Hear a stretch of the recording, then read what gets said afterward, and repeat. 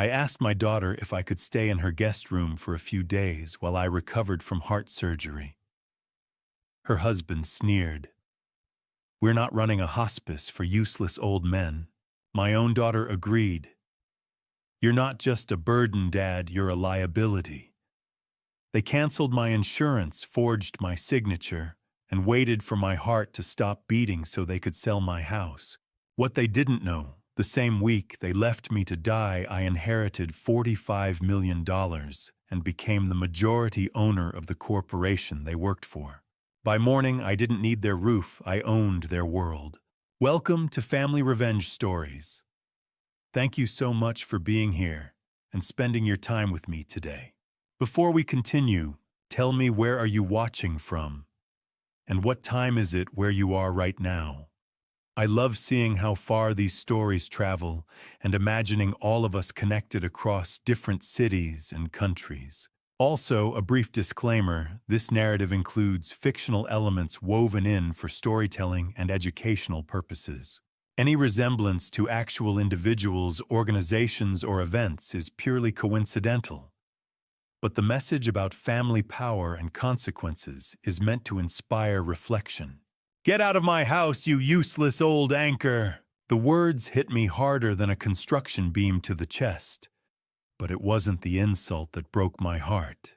It was the silence from my own daughter standing right behind him. I am Thane Garrison, a 67-year-old former site supervisor with hands calloused by decades of steel and concrete, now standing silently in the shadows of a home I helped buy, but no longer belong in. My legs felt heavy, the rhythm of my own heart staccato and betraying, as I looked at the man towering over me in the hallway. Beckett Hayes, my son-in-law, leaned against the doorframe with a smirk that didn't reach his cold, calculating eyes, looking every bit the predatory climber he was. He adjusted the cuff of his silk shirt, the sharp click of his designer watch, marking the seconds of my humiliation. I turned my gaze toward Alara, my only daughter. She stood there with the polished air of a woman who had never known a day of hard labor. Her eyes fixed only on her designer watch, as if my presence were a scheduled delay she couldn't afford. It was January, and the Naperville air was already biting through the thin walls of the mudroom. "Alara," I whispered, my voice sounding older than I felt. "I gave you the deposit for this very roof over your head. I am not asking for much, just a place to recover until the doctors clear me." I saw her hand tighten around the strap of her handbag, using it like a shield. I realized then that she hadn't just forgotten to pay back the $80,000 loan I gave them for this place. I had seen her private phone on the counter earlier. The screen had lit up with a missed call from my cardiologist, a number she had intentionally blocked to avoid hearing about my failing health. "Do you have any idea what your episodes are doing to our social life?" Thane Beckett barked, stepping closer. The smell of his expensive cologne, something woody and arrogant, filled the narrow space. "We are trying to build a reputation here. We can't have you collapsing in the foyer every time we host a dinner party. You are bleeding us dry with the extra heating, the special meals, and the constant gloom you bring into this house. Is this what 40 years of sweat and steel bought me? A front row seat to my own disposal." I looked at my hands, the scars from rebar and heavy machinery still visible, and wondered where I had failed as a father. Ilara finally looked up, but there was no warmth in her eyes. "Dad Beckett is right," she said, her voice clinical and detached. "We can't keep setting our own future on fire to keep you warm. We have a lifestyle to maintain, and having a medical liability in the guest room isn't part of the plan. I'm not a bill to be paid." "Ilara," I replied, a spark of my old supervisor grit flickering in my chest. "I am your father. I am the man who worked double shifts in the rain so you could go to the university that taught you how to look down on me." She didn't flinch. She just stepped back, allowing Beckett to take the lead. He reached out and grabbed the lapel of my jacket. Then came the shove. Hard, cold, final. My boots skidded on the hardwood, and before I could regain my balance, I was reeling backward toward the open front door. Beckett leaned in close, his breath hot against my face. "Don't worry, old man. I've already been scouting autumn leaves for you. It's a place where they know how to handle anchors like you. In fact, I've already listed your bungalow for lease. I don't need your signature to start collecting the rent."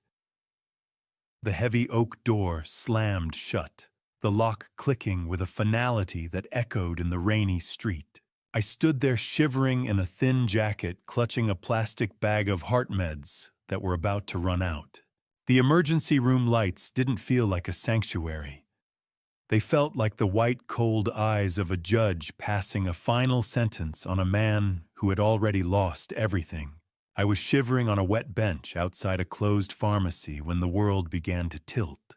The freezing rain had soaked through my jacket, and the plastic bag of heart medication I clutched felt like an anchor dragging me into the pavement. Every breath was a struggle against a heavy, jagged weight in my chest. I remember flagging down a car, the headlights blinding me before the darkness swallowed the Chicago street whole. When I woke, the smell of antiseptic and floor wax hit me first, followed by the high-pitched, steady ping of a heart monitor that told me I was still alive, however barely. A nurse moved with curt efficiency around my bed, checking my vitals with the practiced indifference reserved for patients who lack a premium insurance card. "Deep breaths, mister." "Garrison," she said without looking at me. "You are lucky someone saw you." Lucky, that was one word for it. I reached for the plastic bag of meds I had been carrying, but she had already set them aside. My dry, metallic taste in the back of my throat made me cough. When I looked at the bottle, the blood in my veins turned to ice. Beckett hadn't just kicked me out. He had sabotaged me while I was still under his roof. The expensive aortic regulators I needed to survive were gone. In their place, the capsules were nothing but cheap caffeine supplements. He had replaced my lifeline with junk, just to save a few dollars on the household budget. Life is like a skyscraper. You spend years pouring the foundation, only for the people you built it for to set fire to the penthouse while you are still in the basement. I closed my eyes as the door creaked open. "Doctor?" Miller adjusted his spectacles with the practiced disappointment of a man who had seen too many good men broken by bad luck. His white coat crisp against the grime of my reality. He didn't offer a smile. Instead, he pulled up a tablet, and the cold touch of his stethoscope against my chest felt like lead. "Thane, we are past the point of medication now." He said, his voice a low rumble in the sterile room. "Your aortic valve is failing faster than we anticipated. You need the replacement surgery. Now." I stared at him, my heart monitor skipping a beat. $150,000 I've spent my life building skyscrapers. Miller and you are telling me I can't even afford to keep my own heart beating. He sighed, tapping the screen. "Without this surgery, your heart will stop within 12 months, maybe less." It was a death sentence with a price tag attached. $150,000. That was the cost of my life. To Alara, it was probably just the price of a mid-sized kitchen renovation. I felt a surge of nausea that had nothing to do with my heart. I told the doctor that my insurance through the site supervisors union should cover the bulk of it. "Doctor." Miller paused, a shadow of genuine pity crossing his face as he looked at the billing notes on his tablet. He cleared his throat, the sound sharp in the quiet room. "Thane." I checked the policy on file. It was canceled 2 weeks ago. I froze. Cancelled. That's impossible. He turned the screen toward me, showing a digital signature on a welfare power of attorney form. The name was Ilara Garrison. She had used the authority I gave her when I first got sick to sever my safety net while I was sleeping in her guest room. My own daughter had pulled the plug before I was even on the table. Doctor, Miller looked at me with pity, but pity doesn't pay for surgical-grade valves. Thane, he whispered, if you can't find the funds by the end of the month, we have to move you to palliative care. The walk back to my empty bungalow felt like a march to a graveyard, each step vibrating through my weakened chest, like a heavy hammer against hollow steel. I didn't turn on the lights. In the dark, the bungalow felt less like a home and more like a waiting room for a death I couldn't afford to pay off. The silence of the house pressed against my ears, heavy with the weight of memories that now felt like betrayals. I made my way to my small office, guided by the familiar layout of a life I had built with my own 2 hands. My fingers found the locked metal box under the floorboards, its surface cold and smelling of old paper and dust. Inside lay the 2020 loan agreement for $80,000 I had given Ilara for her house deposit. I could still hear her voice echoing in the shadows of this room. It is just a loan, Dad, she had said, leaning over my shoulder. I will have it back to you in 2 years, tops the second the company goes public. 4 years later, and all I have is a piece of paper and a failing heart. As I reviewed the document by the dim light of my flip phone, I noticed a small forged amendment at the bottom dated just last month. It claimed the loan had been converted to a gift. The signature was a crude imitation of my own, likely done by Beckett during his last visit while I was naping. The realization felt like acid in my throat. How much is a father's life worth on the open market? Apparently the price of a suburban house deposit and a forged signature. I sat there in the dark, clutching the paper that was supposed to be my surgical deposit, feeling the cold air seep through the window frames. I had sacrificed my retirement and my late wife's savings to ensure Ilara had the best life, never imagining she would be the one to pull the safety net from under me. I walked into the living room, my eyes landing on a framed photo of us at her graduation. We were both smiling, her in her gown, and me in my best suit, looking like a man who had finally reached the summit. I picked up the house phone to call her one last time, a desperate hope flickering that maybe, just maybe, I had misjudged her. The number you are calling has been changed, or is no longer in service. Liar, I whispered to the dial tone. You didn't change the number. You just changed your father's status to disposable. I wasn't just losing my heart. I was losing my ground. Literally. As I went to put the graduation photo back, I noticed a hidden envelope tucked behind the frame. It wasn't a bill or a personal note. It was a legal notice from a local developer. Beckett hadn't just listed my bungalow for lease while I was at the hospital. He had already accepted a predatory cash offer to bulldoze this entire lot for a parking complex. The document stated that since I was mentally incompetent, the sale was being finalized by Ilara as my guardian. My blood turned to ice. They weren't just waiting for me to die. They were actively clearing the site for my funeral before the body was even cold. I struck a match, the scratch against the box sounding like a gunshot in the quiet room. The orange glow of the dying flame illuminated my trembling hands. As I held the graduation photo over the sink, I watched the flame lick the corner of the paper until the smiling faces of my daughter and I curled into black ash. I didn't feel the grief anymore. I felt the cold, hard clarity of a site supervisor surveying a collapsed structure. You want a war over this house, Beckett? I whispered into the dark, watching the last spark vanish. You have got one.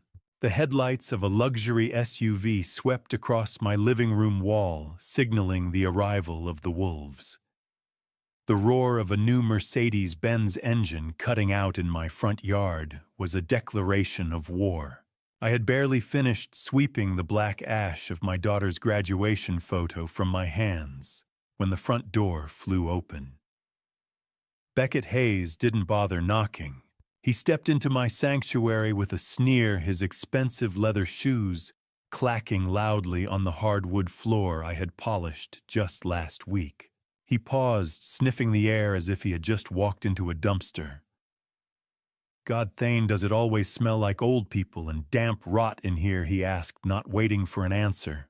He moved through the room with an arrogance that made my blood simmer. I stood my ground, my calloused hands tightening into fists at my sides. He didn't ask how I felt after being shoved into a storm. He didn't ask if my heart was still beating. Instead, he adjusted his sleeve, and that was when I saw it. A glint of gold and sapphire caught the dim light. It was a brand new Rolex, the kind that costs more than a mid-sized sedan.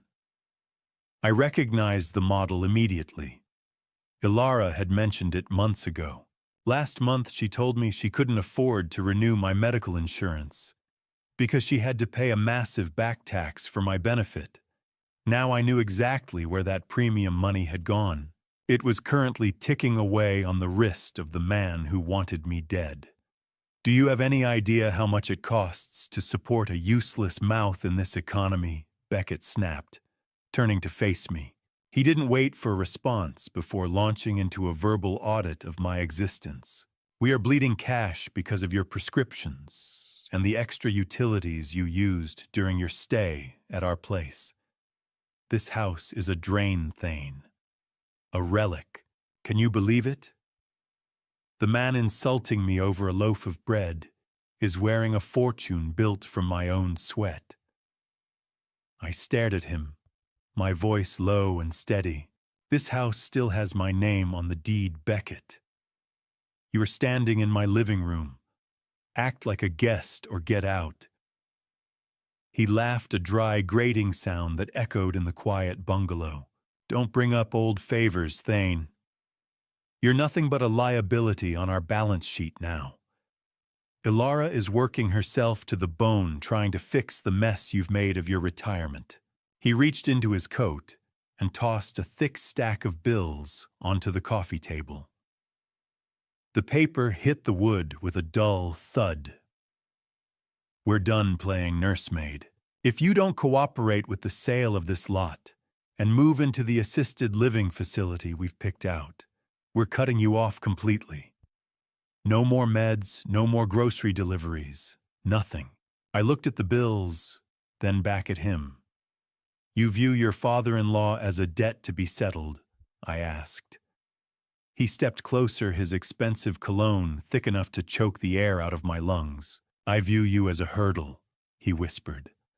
"A hurdle that needs to be cleared so we can actually start our lives." He looked at his watch again, the Rolex shimmering in the gloom. He smiled, then a cold, sharp expression that made the hair on my neck stand up. He was so confident, so sure of his victory, that his guard slipped just for a second. "We've already spoken to the attorneys, Thane. It won't be hard to prove you're mentally incompetent after that little episode in the rain. Once the court grants Ilara guardianship, your signature won't matter anymore. We'll have the house and you'll have a nice, quiet room with padded walls. Enjoy your last night in this house. The surveyors will be here on Monday morning." He turned on his heel and walked out, the engine of his Mercedes roaring back to life. I watched the red taillights fade into the darkness, my hand reaching into my pocket to touch the loan agreement from 2020. He thinks he's cornered a dying old man. He doesn't realize that a cornered grizzly is the most dangerous thing in the woods. The morning sun had barely begun to bleed through the gray February clouds when the pounding started. I did not wait for Monday to come to me, and apparently neither did they. The rhythmic thuds against my front door at 6 o'clock in the morning were not the sounds of a polite visitor. They were the heavy footfalls of vultures coming to claim a body that was still warm. I sat up in bed, my heart laboring under the sudden rush of adrenaline, a sharp reminder from my failing valve that I no longer had the luxury of being startled. I pulled on my old flannel robe and made my way to the door, the floorboards groaning under my weight, as if the house itself were bracing for the intrusion. When I swung the door open, the biting Illinois chill rushed in, carrying with it the smell of cheap tobacco and overpriced cologne. Beckett Hayes stood on my porch, his face set in a mask of impatient authority. Behind him was a man I had never seen before. Mr. Miller, a real estate agent, with a shiny but poorly tailored suit and the predatory smile of someone who specialized in swindling the elderly, was already clutching a camera and a metal tape measure. He didn't even look me in the eye.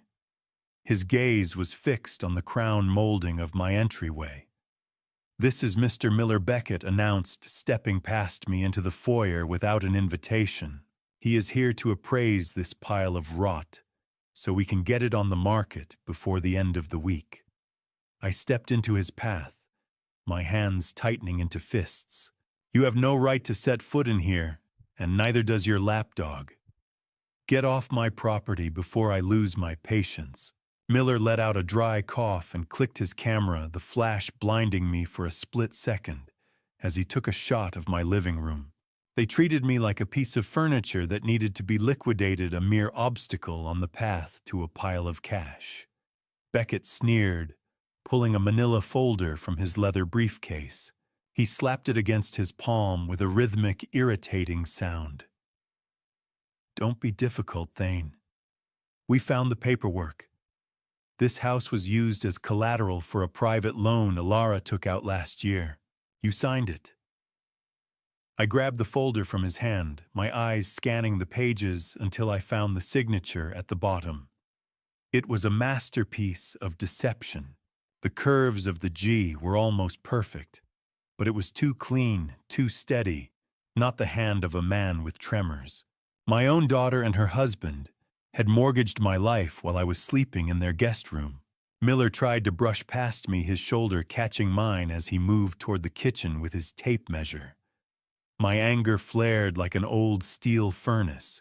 It was hot, dangerous, and impossible to extinguish. I grabbed him by the lapel and shoved him back toward the porch. "Get out," I roared. Beckett stepped in, his voice rising to a cold, jagged edge. "Sign the voluntary surrender, old man, and we will make sure you get a decent room at Autumn Leaves. Don't make us call the police to escort an incompetent man from the premises." "The police," I laughed, and the sound felt like gravel in my throat. "Please call them.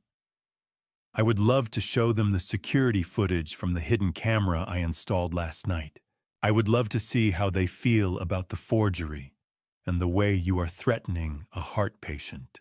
Beckett's face went pale, his smug confidence evaporating as he glanced nervously around the ceiling. He didn't know if I was bluffing, but the doubt was enough to stop him in his tracks. I grabbed my old wooden cane from the umbrella stand and pointed it directly at his chest. "Step one more inch across this threshold, and I will make sure you need a surgery more expensive than mine." Just as the silence turned deafening, the phone in my robe pocket began to vibrate. I pulled it out and saw the name on the screen. It was Lawrence.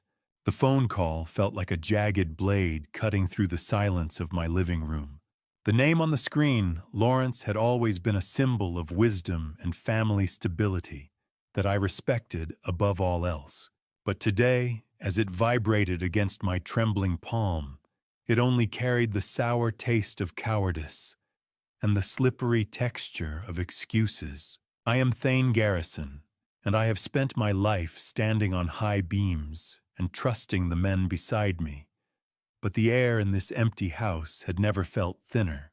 I answered the call, my voice sounding like gravel. My brother Lawrence Garrison, a former accountant, who had spent 40 years prioritizing cold numbers over warm blood, didn't even give me a chance to speak. His voice was a low, gravelly drone, practiced in the art of sounding reasonable while delivering a betrayal. Thane, you have to be realistic. Lawrence started bypassing any genuine concern for my health. The kids have their own lives to live.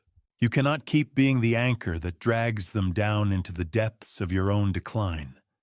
The word anchor hit me with a dull thud. It was the same word Beckett had used. I realized then that this was a coordinated strike.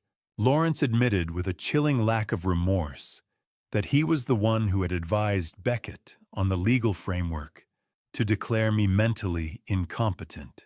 He claimed it was the only way to fast-track the sale of the house so the proceeds could be managed for my own good. Have you ever heard the sound of your own heart breaking? It is not a medical event caused by a failing valve. It is the resonance of the last person you trust selling you out for a seat at someone else's table. I leaned against the cold, dry wall of the hallway, feeling the bitter taste of betrayal coating my tongue.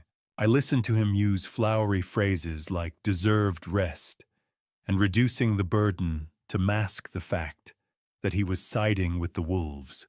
That anchor you are talking about, Lawrence is the man who worked double shifts to put Alara through school and even bailed you out of your bad stock investments 5 years ago, I said, my voice steady despite the rage. Lawrence let out a sharp, dismissive huff through the speaker. You are living in a delusion of power, Thane.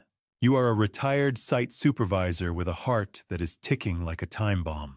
Autumn Leaves is the only logical choice because you simply do not have the liquid assets to survive anywhere else.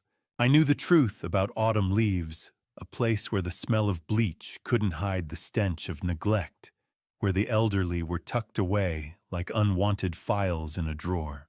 Lawrence tried to talk over me, but I brought up the money he still owed me, the thousands he had promised to repay once his portfolio rebounded. He silenced me by saying I was being irrational and that my memory was clearly failing, further building the case for my incompetence. Everything became clear in that moment of icy silence between the static of the phone line. I was no longer a brother or a father. I was a hurdle to be cleared. I realized the true reason Lawrence was so desperate to push me into that warehouse for the dying. He owed Beckett a massive debt from a failed business venture, and my home, the only thing I had left, was the sacrificial lamb he was offering to wipe his own slate clean. I felt a strange, cold calm wash over me, a detachment that allowed me to see the battlefield for what it really was. I was entirely alone, and that made me dangerous. I hung up the phone while Lawrence was still mid-sentence, the dial tone, a final period at the end of our relationship. The exhaustion that had plagued me since the hospital vanished, replaced by a terrifying clarity of purpose. I looked at Alara's forged loan document one last time, then reached for my car keys on the counter. If they want to treat me like a madman, I will show them exactly what a man with nothing left to lose is capable of doing. The engine of my old truck roared to life, shattering the gloom of the neighborhood. I ignored the tightness in my chest, focusing entirely on the steering wheel. Why would the richest man in the city, a man whose life I had saved on a crumbling construction site 30 years ago, ask to see me on the very day I was prepared to lose everything? Arthur Sterling had been a young architect, then nearly crushed by a falling steel girder until I tackled him into a safety trench. We had not spoken in decades, but a courier had arrived with a summons that carried the weight of destiny. As I drove toward the Sterling Corporation headquarters, the skyscrapers seemed to lean in, watching my progress. I pulled my battered truck into the pristine circular driveway, a rusted relic among sleek European sedans. The security detail did not stop me. They were expecting the man in the faded work jacket. I was escorted directly to the 50th floor, where the air was thin, silent, and smelled of expensive sandalwood. Marcus, an executive lawyer with short-cropped silver hair and piercing eyes behind gold-rimmed glasses, who held the keys to the city's deepest secrets, stood waiting for me. He offered a solemn nod that suggested he knew my history better than I did. He guided me into a private office where the absolute silence felt like a heavy blanket. "Mr. Sterling always said he owed you more than just a life," Thane Marcus began. "He believed he owed you an empire." I leaned back in the plush leather chair, feeling the contrast between this luxury and my damp bungalow. "I just did my job that day," I replied. "I was not looking for a reward after 3 decades. Fate is like a massive crane. One second it can crush you, and the next, it can lift you out of the mud and place you on the clouds." Marcus opened a secure titanium box and activated a holographic display. A video message played, and there was Arthur looking frail, but his eyes still possessed that old architectural fire. "Thane," he said, his voice echoing, "you are the only man I ever met with true integrity. I have watched your life from the shadows, and I know exactly what your daughter and that snake Beckett are trying to do to you. I will not allow it." The screen flickered to legal documents. Marcus looked at me with an intensity that made my pulse quicken. "Arthur Sterling passed away 2 days ago, Thane. He has left the controlling interest of Sterling Corporation and its trust funds to you. You are now the primary beneficiary of $45 million. I felt the air leave my lungs. 45 million, Marcus. My heart actually has a physical problem. So please tell me you are not joking." He did not blink. "It is no joke, Chairman Garrison. You are the owner of this empire." Everything changed in an instant. From a man who could not afford heart surgery to someone who could buy the entire hospital. I stared at the digital signatures, my mind racing through the implications. But the shock was not over. Marcus leaned forward, his gold-rimmed glasses catching the light. "There is one more thing you should know. The real estate brokerage Beckett is using to seize your home, the one trying to bulldoze your life for a parking lot, is a subsidiary of Sterling Corp. You did not just inherit a fortune, Thane. You just became the boss of the men who are hunting you." Marcus pushed a sleek black titanium card and a stack of legal authorizations across the mahogany desk toward me. "Congratulations, Chairman Garrison. What is the first thing you would like to do to the people who hurt you?" I looked at the card, then up at the panoramic view of the city I had helped build. I smiled, a cold, sharp expression I had never seen in the mirror before. I felt power humming in the card, a weapon far more effective than any wooden cane. I was no longer a survivor. I was the architect of their ruin. The first thing I did was not schedule my heart surgery, but call my son-in-law's bank. As I lay in the hushed luxury of a VIP suite at Chicago Central Hospital, the cold weight of the titanium black card sat on the bedside table, catching the sterile fluorescent light. I was staring at that sliver of metal when the sharp, rhythmic click of Ilara's stiletto heels echoed down the hallway. My daughter was not coming here to put flowers in a vase. She was coming to uproot the last remains of my life. The heavy scent of hospital-grade antiseptic filled my nostrils as she pushed open the door, her eyes immediately scanning the room with a look of practiced annoyance. "Honestly, Dad, this hospital is far too expensive," she said, her voice dripping with artificial concern. "We discussed the budget. Beckett is stressed enough without these luxury bills piling up." She didn't realize that Marcus had personally arranged this suite, or that I was no longer a charity case on her ledger. As she sat at the edge of my bed, I noticed a designer shopping bag tucked under her arm, a brand I knew cost thousands. It was a bitter revelation. Just an hour ago, I had received an alert from my bank. Ilara had Lean Loot withdrawn the final $5,000 from my funeral savings account. She had literally spent my burial money on a handbag before coming to visit my sickbed. Are you here to say goodbye or to take a final inventory of my assets, Ilara? I asked, my voice as steady as a winter morning. She huffed, reaching into her bag to pull out a thick stack of legal documents. The sound of the paper soot against the crisp hospital sheets felt like a slap. Don't be dramatic, Dad. The doctor says you need long-term peace and quiet. Autumn Leaves is a perfectly adequate facility, and the money from the bungalow sale will finally clear Beckett's debts so we can breathe again. She placed a pen on top of the transfer papers, pushing them toward my weak hand. Is there a medicine in this world that can heal a heart crushed by its own child? Perhaps not, but $45 million can certainly buy a hell of a lot of justice. I looked at the papers, then at her. She didn't even notice the high-end monitoring equipment or the fact that the head of cardiology had visited me twice this morning. Greed had blinded her so completely that I had become invisible to her, except as a signature. Sign it, Dad, she urged, her voice sharpening. I'll make sure you get the best room they have within reason. Don't make Beckett lose his temper again. He's already in a meeting with the developers. I reached out my fingers, grazing the cool titanium card hidden under my pillow for a moment, before I picked up the pen.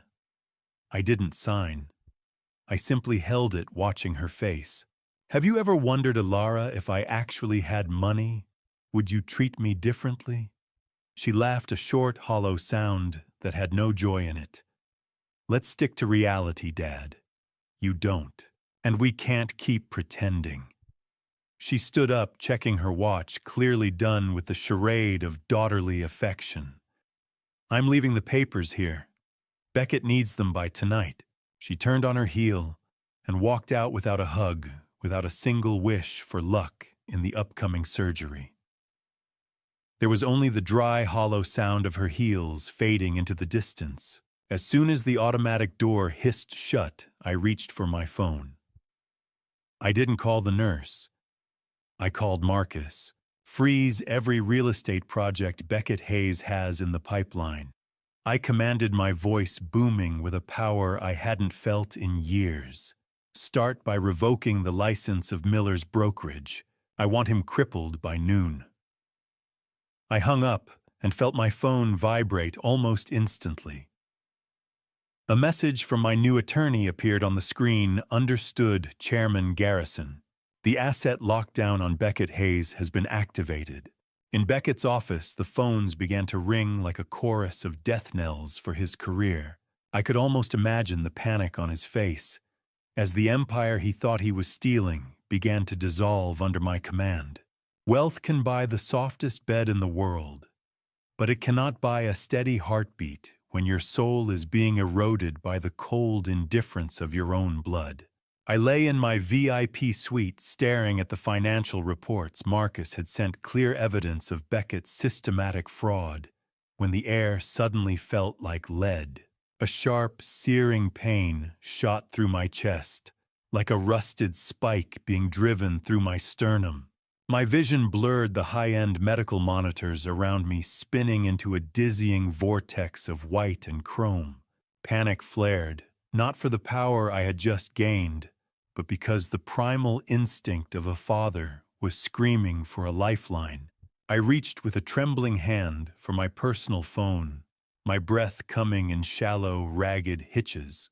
I realized then that Ilara was at a luxury spa celebrating with a mineral mud bath and lavender essential oils. She was using the very money she had embezzled from my funeral fund to toast to her belief that Beckett had successfully tricked me into signing over the house this morning. I dialed her number, the ringing tone echoing in my ear like a distant bell. My heart rate climbed 140, 150, the world collapsing around me at the very moment I held it in my grasp. "Please, Ilara, pick up." I wheezed, my arm going numb with a chilling cold. My heart is not just suffering from a defective valve. It is being eaten away by the poison of her apathy. Across the city, in a sanctuary of steam and false peace, I knew she was looking at her screen with disgust. She probably muttered about how the old man was starting to whine again, before pressing the decline button, leaving me to face the gathering shadows alone. The call went to voicemail. "Hey, this is Ilara," the recording said with a chipper, hollow lilt. "I am enjoying some much-needed me time, so please leave a message after the beep." I slumped back against the pillows, the phone slipping from my sweat-slicked fingers. "I just wanted to hear your voice one last time," I whispered into the empty air, but the only response was the frantic, rhythmic chirping of the EKG machine. Beep, beep, beep. The heart monitor was the only honest friend I had left in that moment. It didn't care about my $45 million. It only cared about the failing biological pump it was tethered to. As my consciousness began to flicker like a dying neon sign, a nurse rushed into the room, her face a mask of professional alarm. She grabbed my phone to put it on the table, but she accidentally hit the speaker on a newly arrived message. Ilara's voice filled the room, laughing in the background of a recording, joking with a spa attendant about how she hoped the old man would just pass away soon, so she could finally be free of the burden. The nurse froze her eyes, widening in horror as she looked at me, but I was already drifting. Red lights began to flash against the ceiling, as the emergency code sounded a jagged siren for a man who had everything and nothing all at once. My eyes drifted toward the dark window, my spirit hardening into something colder than the titanium card on my nightstand.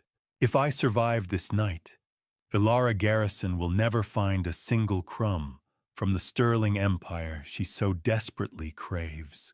The team of doctors flooded the room, their voices a distant hum, as the shadows finally surged forward to claim me.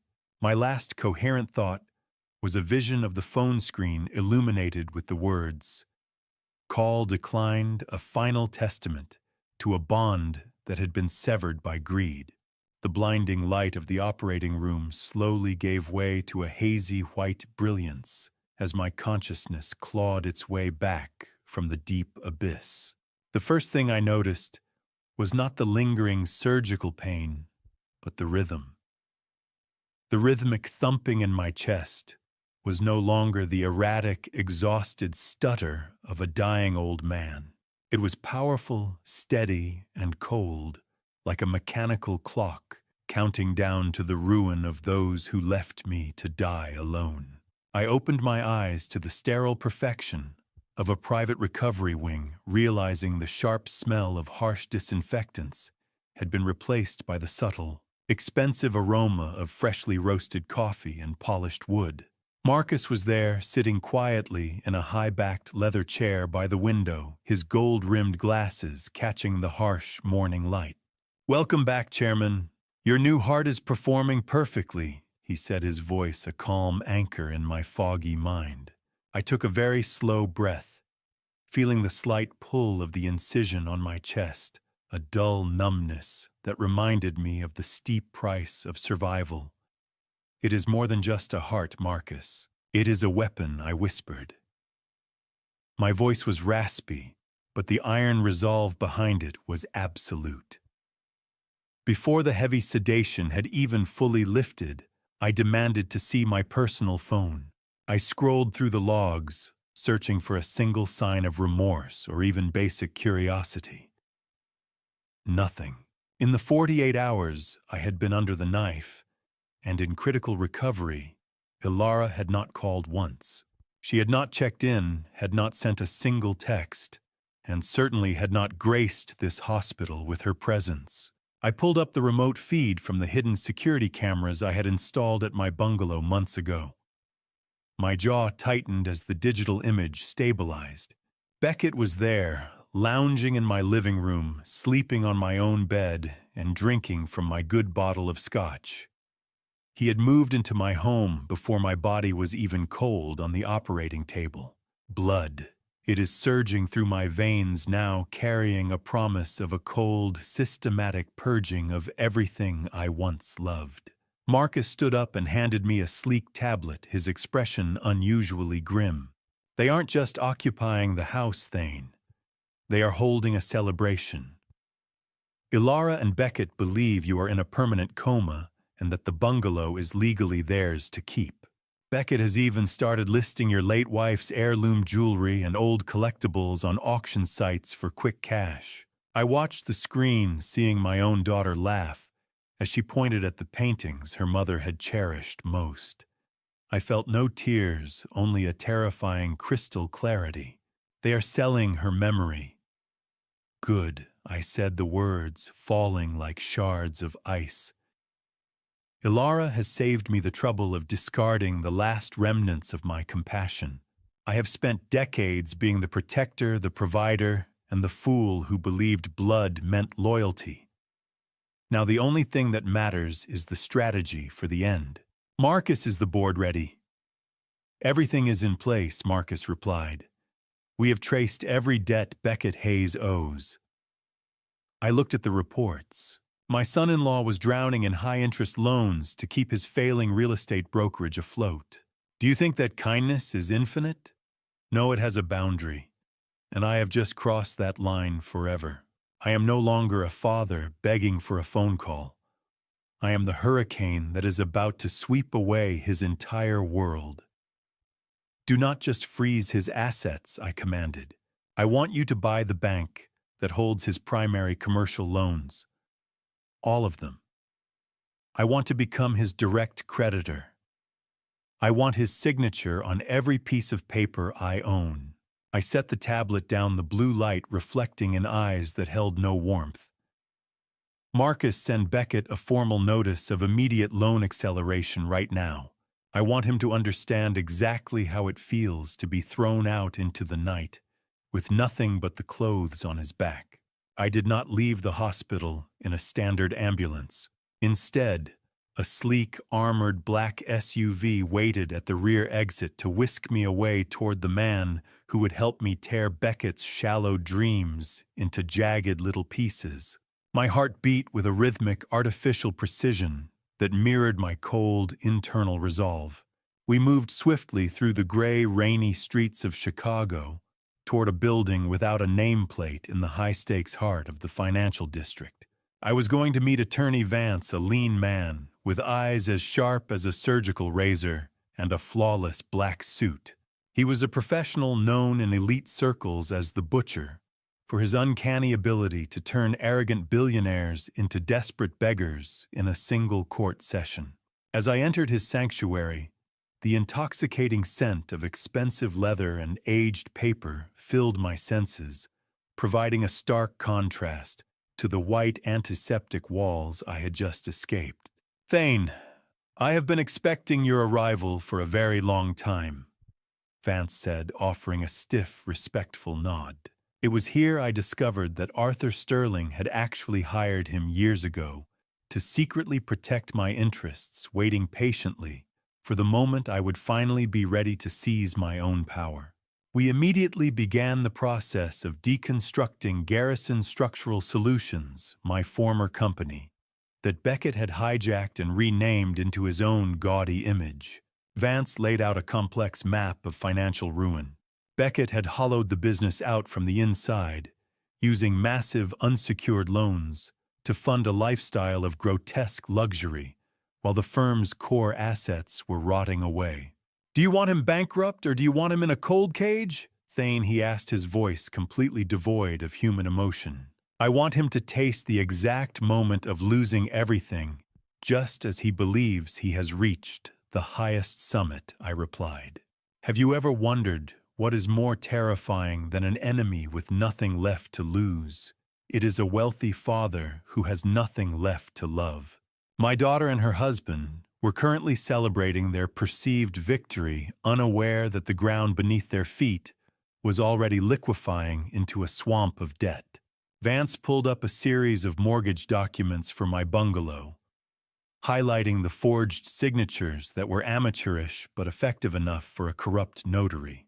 Every one of those crooked marks is a final nail in his coffin, Vance remarked with a thin smile.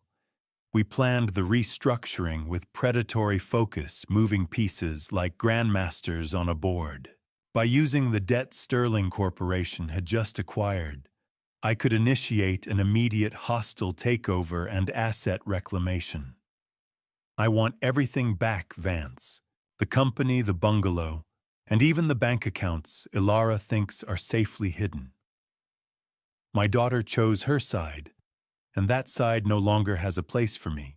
I sipped a glass of cold water, but it felt like drinking the blood of my enemies as I reviewed the list of properties slated for immediate seizure. Justice in my hands is not a balanced scale. It is a massive stone crusher, and I have just pressed the heavy start button. I felt a cold, exhilarating hum in my chest as I realized the depth of the rot I was about to excise from my life. Vance then leaned forward, sliding a final heavy folder across the polished desk toward me. There is one more betrayal you should see, Thane. Beckett is not just stealing from you. He has been having a secret affair with your brother Lawrence's private secretary. He has been using her to funnel sensitive financial data from the entire Garrison family to ensure no one could stop his climb. I picked up the heavy fountain pen and signed the final reclamation order, the ink drying as black as my new intentions. Begin the process, Vance. Let us show them what a Monday morning really looks like when their entire manufactured world detonates from within. I stood up, feeling stronger than I had in a decade. The phantom pains of my old life replaced by the sharp electric clarity of the hunt. Money does not simply vanish into thin air. It merely migrates from the pockets of those who toil to the coffers of those delusional enough to chase luck. I sat in the armored SUV, feeling the steady thrum of my new heart, and wondered just how much of my family's future Beckett had set ablaze on a whim. The champagne might be flowing at my bungalow right now, but that celebration is nothing more than the final flare of a dying star before the total darkness of the storm arrives. My first stop was a place of silence and dust. Silas, my old friend and a retired chief accountant, whose hands shook with Parkinson's, but whose mind for numbers remained as sharp as a high-end processor, sat waiting for me in the deep shadows of an old library. The air was heavy with the scent of decaying paper and ancient wisdom. Silas did not waste time with pleasantries. He slid a thick stack of financial records across the oak table, the paper rustling like dry leaves. Beckett has been busy, Thane Silas whispered, his eyes narrowing. He established a network of shell companies to siphon millions from Garrison Structural Solutions. He even used a set of falsified medical records belonging to you as collateral for a massive predatory loan. He told the lenders you were already brain dead and that he would inherit the entire estate within the month. I stared at the ledgers, seeing the cold, hard proof of his treachery. Millions of dollars had been funneled into Atlantic City casinos under the guise of consulting fees. The betrayal cut deep, but it was the calculated nature of his greed that truly repulsed me. Thank you, Silas. I needed these numbers to nail him to the cross of his own making. Embezzlement, gambling, betrayal. It is a perfect trinity for the destruction of a life, and Beckett has mastered all three with terrifying ease. I left the library and stepped into the back of a waiting sedan where Elias, a private investigator with a disheveled appearance but an underground information network that spanned the entire city, was already exhaling a thick cloud of cheap tobacco smoke. The yellow glow of the street lamps flickered across the interior of the cramped car. Thane, your son-in-law is drowning, Elias grunted, handing me a folder of surveillance photos. These pictures showed Beckett in high-stakes VIP rooms flanked by my brother Lawrence's secretary.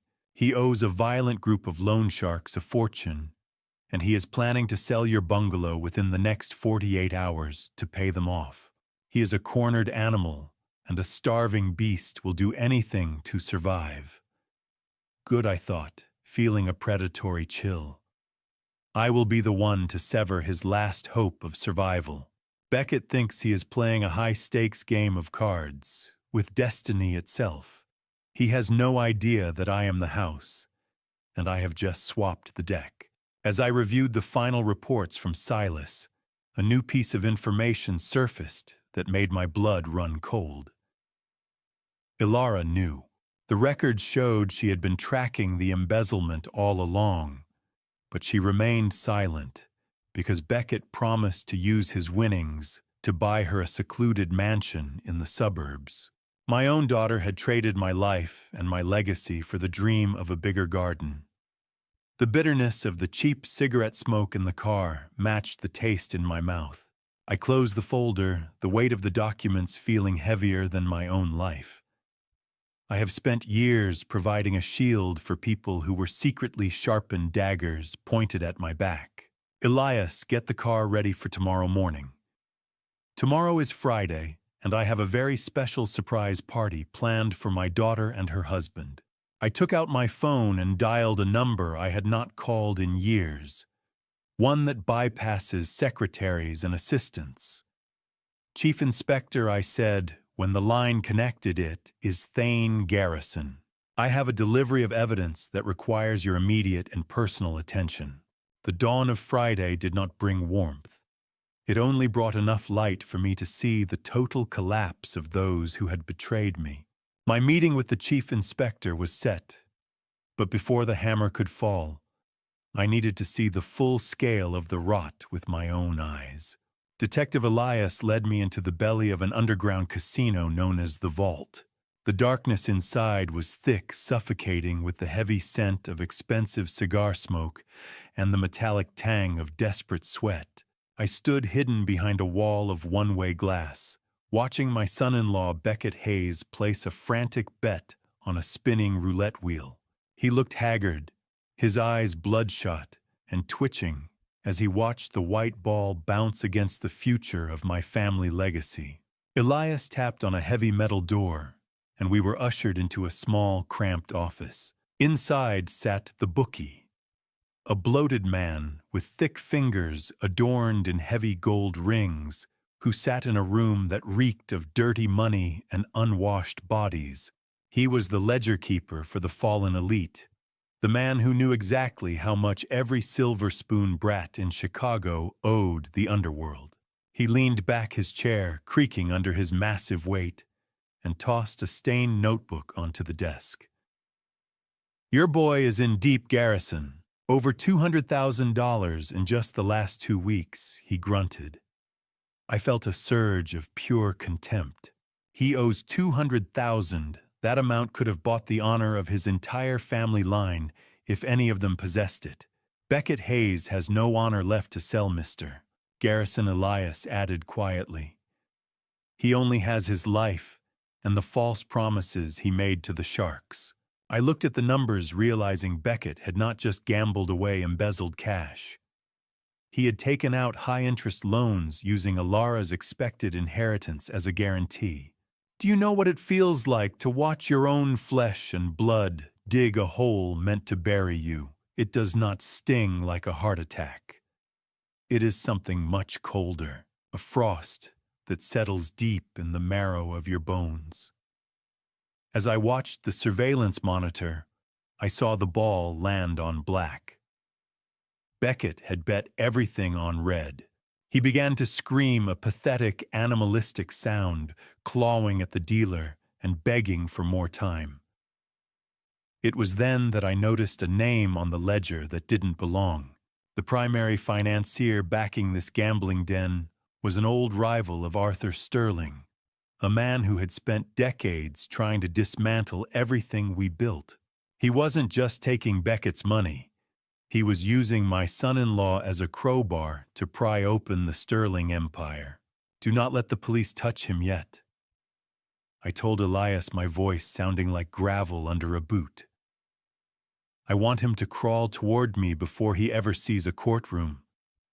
I want to buy every cent of his debt. I will become his only creditor, the one man who owns every breath he takes. 200,000, a small price to pay to see the absolute bottom of a man's soul. I walked out of the casino, the freezing Chicago morning air stinging my lungs.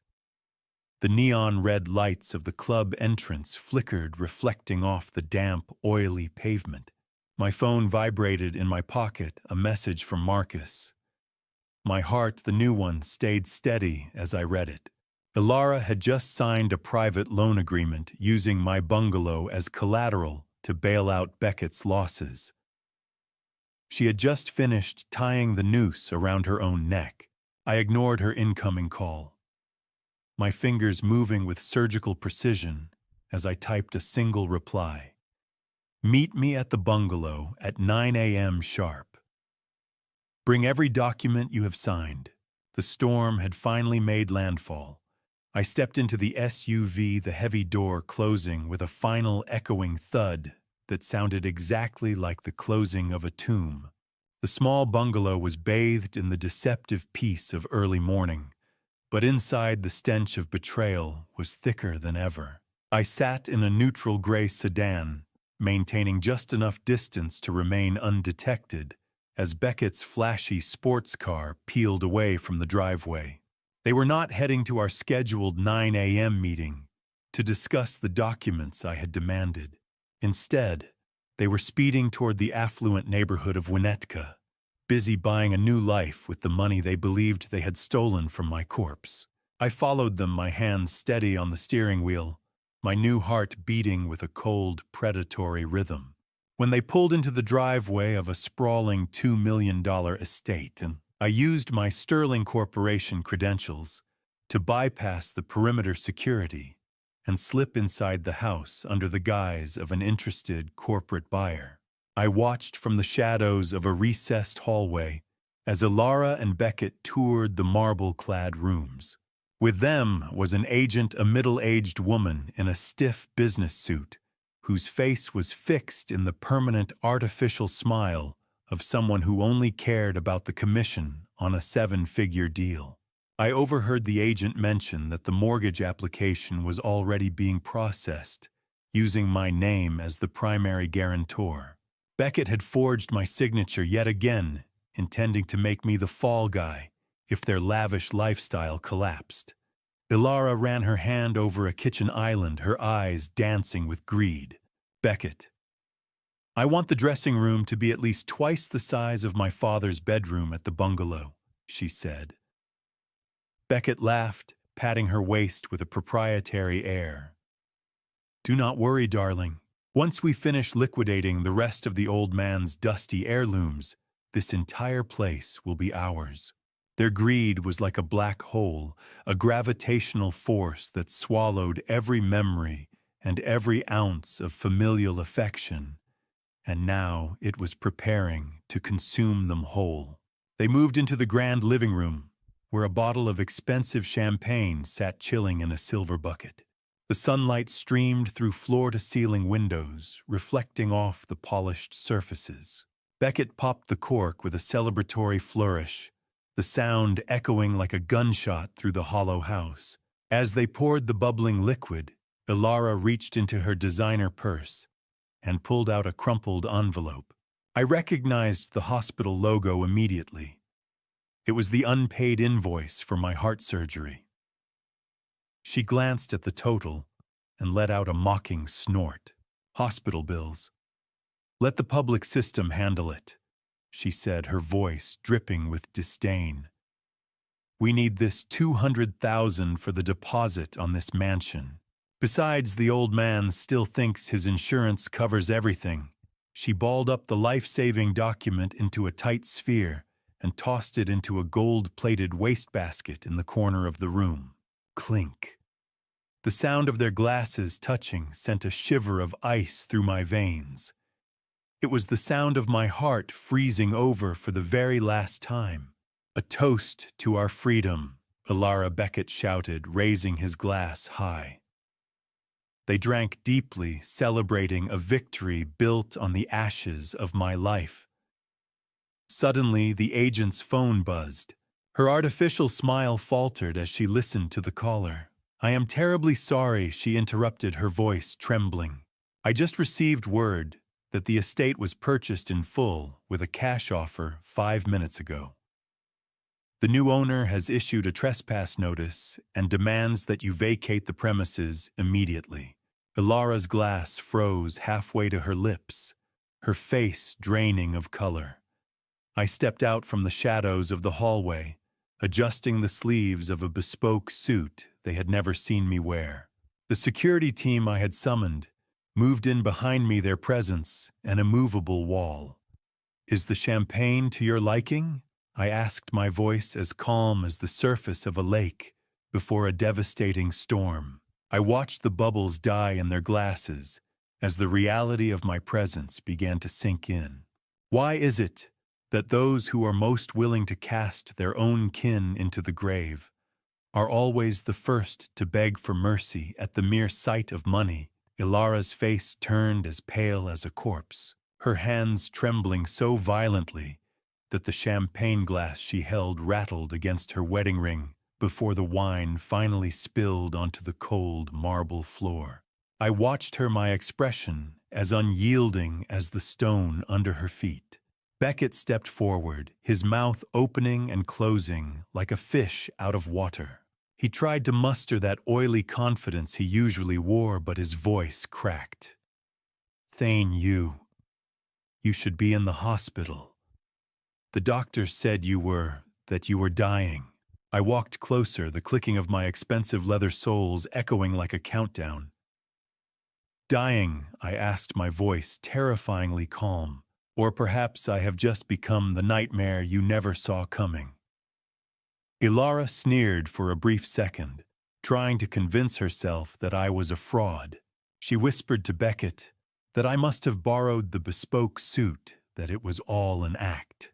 But the mockery died in her throat when a fleet of black sedans from Sterling Global, led by an armored SUV, pulled into the driveway. My security detail fanned out across the manicured lawn. I stood on the porch of the mansion I now owned, looking down at them with a bitterness that tasted like copper. They began to stutter, weaving a desperate web of lies about how they were only here surveying properties to fund my medical expenses.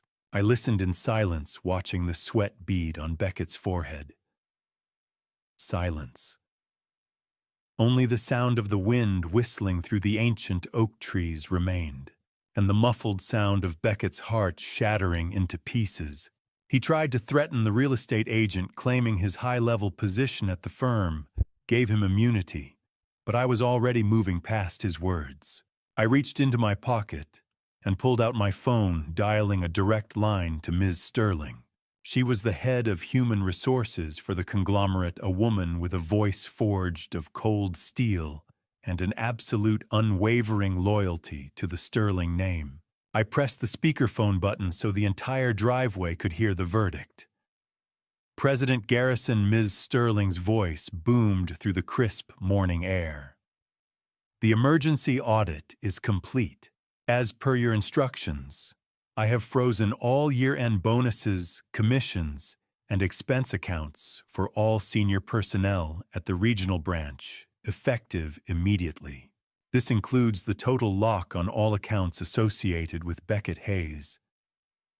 I looked Beckett in the eye as he began to tremble. "Thank you, Ms. Sterling," I replied. "Please have the embezzlement files prepared for the authorities. Do you see now, justice doesn't need to be loud or theatrical. Sometimes it only requires the single press of an enter key." The smell of gasoline from my idling escort vehicles filled the air, mixing with the scent of freshly cut grass. Beckett's phone began to vibrate incessantly in his hand, a barrage of digital rejections from his banks. Every credit line, every safety net he had painstakingly stolen was vanishing in real time. He looked at me, his eyes bloodshot, with a mix of terror and animalistic desperation. Then the man who had tried to sell my home while I lay on an operating table collapsed onto the expensive turf. "Dad, please. I can explain. I just needed to secure our future." He sobbed, clutching at the grass. He finally confessed the truth. In his panic, he had secretly diverted the employee's salary fund to make the deposit on this very mansion. By freezing the bonuses, I had effectively trapped him in a crime of capital misappropriation. I checked my watch, the sunlight glinting off the crystal face. "You have exactly 5 minutes to finish your explanation," I said, offering a small, merciless smile. "Because that is how long it will take for the police to reach this gate." The sirens of the police cruisers wailed from the distance, tearing through the curated silence of the Winnetka elite as they converged on the mansion. I watched through the rearview mirror as Beckett was surrounded by officers, his knees hitting the grass in a display of pathetic submission. I didn't stay to watch the handcuffs click shut. My work at the estate was done. I leaned back into the cool, dark leather of the Sterling SUV, the scent of expensive sandalwood and success filling the cabin. There is a sound more wretched than a child's cry, and that is the whimpering of a grown adult realizing their unlimited black credit card has just transformed into a worthless piece of plastic. My phone buzzed in my hand, vibrating with the frantic energy of a trapped animal. It was Ilara. I answered, and the speaker crackled with her panicked breathing. "Dad, oh my God, there's a terrible mistake at the bank." She stammered, her voice stripped of the arrogance I had heard at the spa. "I was at the boutique, and all my cards were declined. I need a small loan, just $50,000 to clear this up. It's some sort of glitch." I listened to her desperation, feeling the city lights flicker across my face. "The only mistake here, Ilara, is your belief that I am still your personal ATM." I let the silence hang for a moment, savoring the shock on the other end of the line. Before she could launch into another excuse, I dropped the first heavy truth. "By the way, I have officially purchased the private debt you took out against my bungalow. That means I am now your landlord, and your grace period has just expired." How much is fatherly love worth to Ilara? It was evidently only equivalent to the credit limit on a platinum card. She began to sob, a hollow, manipulative sound I had heard too many times before. She started invoking my late wife's name, pleading for mercy in the name of her mother. My grip on the phone tightened. "You have the audacity to mention your mother," I asked, my voice dropping to a dangerous whisper. "You sold her heirlooms while I was still on the operating table. You threw my life-saving medical bills into the trash like they were junk mail. The era of my tolerance ended the moment you decided I was worth more to you as a corpse than as a father. I am not spending another cent on someone who prayed for my heart to stop beating." "But Dad, I don't have the money to pay Beckett's creditors," she screamed. "They will kill him if he doesn't pay." I looked out at the passing skyline, cold and indifferent.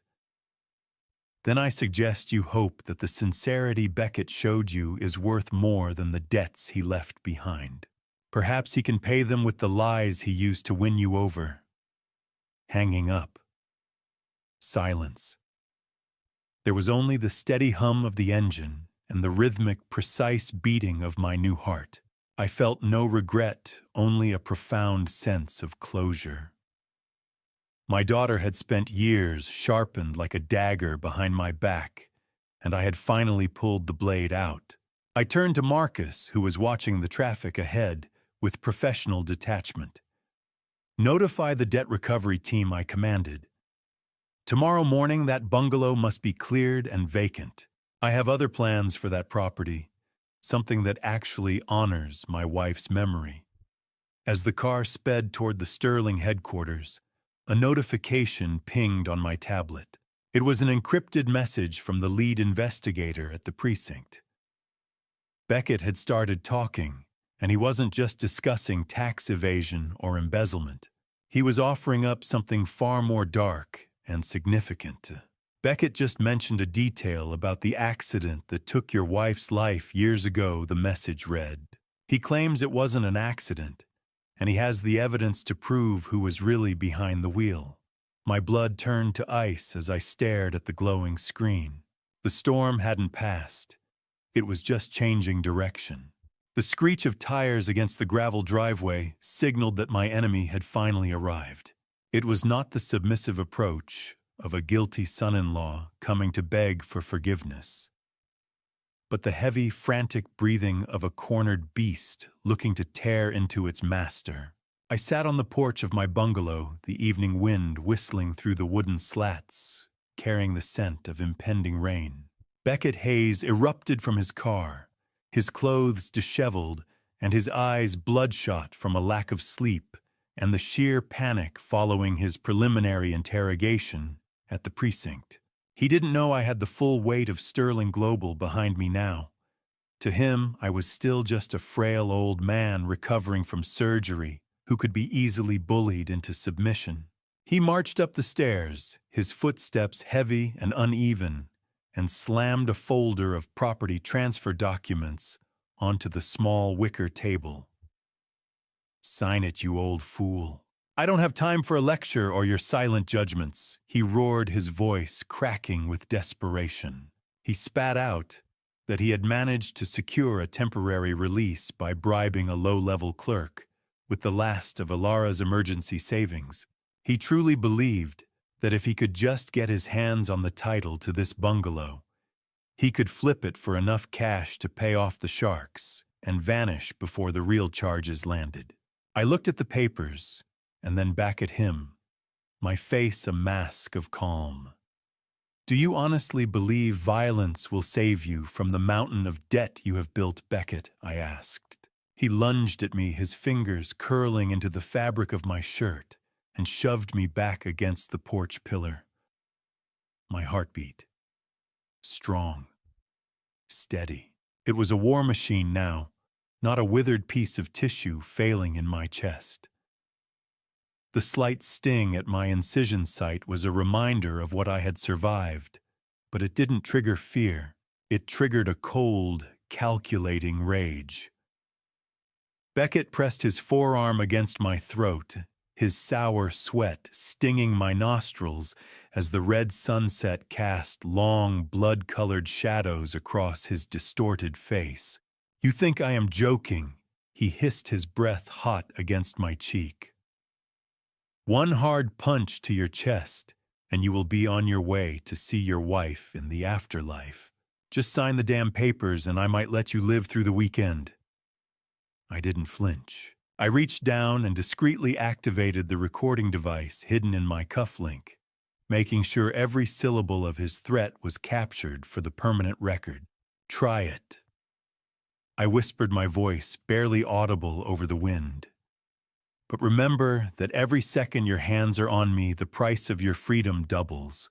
You are holding on to a man who owns everything you have ever touched." Beckett's hands trembled on my collar, like a man trying to grip a rotting rope over a deep abyss. He was losing his grip on reality, his mind fractured by the pressure of his own failures. He leaned in closer, his teeth bared. "You should have died that night, Thane."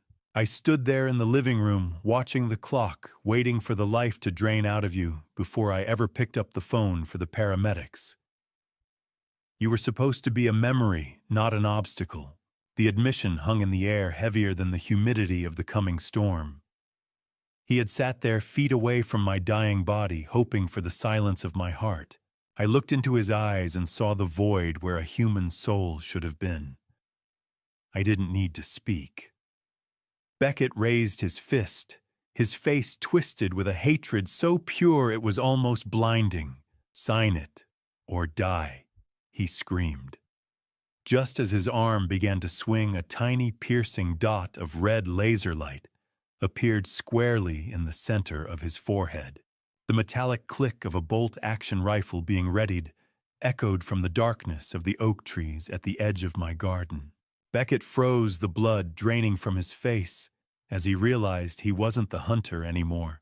My enemies thought they had stripped me of everything, but they forgot that an old lion becomes 10 times more dangerous when he is finally draped in new armor. The red laser light from the previous night had been nothing more than a high-end security toy used by my team to rattle Beckett's fragile nerves. Yet it worked better than any physical blow. In his cowardice, he had babbled until he revealed the exact floorboard in my bungalow, where he had hidden the encrypted files he stole from my study. With those documents back in my possession, the final pieces of his coffin were ready to be nailed shut. I spent the early hours of Monday morning at a discreet Savile Row tailor in the heart of the city. The old tailor was a short man, with a measuring tape draped perpetually over his shoulders. A man who had measured the most powerful figures in Chicago for over 40 years, and had served my father before me. He moved with a quiet precision, the sharp snip of his shears through heavy wool sounding like the cutting of ties to my old broken self. "This suit is not just fabric, Mr. Garrison," he whispered, pinning the shoulder of a midnight blue three-piece. "It is authority." I looked at my reflection and barely recognized the man staring back. I was no longer the gray, hollowed-out figure from the hospital bed. I was a man of industry once again. "Just make sure it is comfortable enough for me to watch Beckett kneel without a single crease appearing in the fabric," I told him, the bitterness in my voice replaced by a cold, sharp confidence. I could smell the rich scent of high-grade wool and feel the weight of the silk lining, a tactile reminder that I was reclaiming my throne. By 8 a.m., I was seated in a private VIP lounge, the early morning sun glinting off the fine china as I sipped a cup of black tea. Across from me sat Vance, his briefcase open to reveal a stack of legal documents that smelled of fresh ink and impending doom. We went over the final indictment, a masterpiece of corporate law that detailed every forged signature Beckett had used to mortgage my home and every gambling debt he had laundered through our accounts. "Before I reveal the detail in these papers that changes everything, are you still with me? Comment guilty or innocent, and add one short reason why you think Beckett chose to betray me so deeply." Please note, the next part includes some fictionalized details added to convey the emotional weight of this betrayal. If you prefer strictly factual accounts, you are free to stop here. Vance tapped a particular page on the table, his eyes as cold as mine. "The arrest warrants are signed and ready, Thane. They are just waiting for your signal." I looked at the indictment, feeling the heavy metal weight of my family's heirloom Patek Philippe watch against my wrist. "Do not have the police take him too early," I commanded. "I want him to taste the full measure of his public humiliation in front of the entire board of directors first. I want him to see me walk through those doors and realize his world has ended before the handcuffs ever touch his wrists." Vance nodded, informing me of one final victory. Beckett's contact at the illegal casino had agreed to testify against him. The man preferred to see Beckett burn rather than watch me dismantle his entire underground gambling network. I stood up and adjusted my cuffs, the movement fluid and precise. I felt the cold metal of the watch face against my skin, a grounding sensation before the storm. I took one last sip of the bitter tea, the taste sharp and clear. "Vance, call the front desk at Garrison Structural Solutions," I said, my voice resonating with a power I hadn't felt in years. "Tell them their real chairman is on his way, and they should prepare the boardroom for a cleansing. Before I reveal the detail in these papers that changes everything, are you still with me? Comment guilty or innocent, and add one short reason why you think Beckett chose to betray me so deeply. Please note, the next part includes some fictionalized details added to convey the emotional weight of this betrayal. If you prefer strictly factual accounts, you are free to stop here. The silence of a Sunday night often brings peace to others, but for me it was the heavy stillness of a loaded chamber waiting for dawn to fire.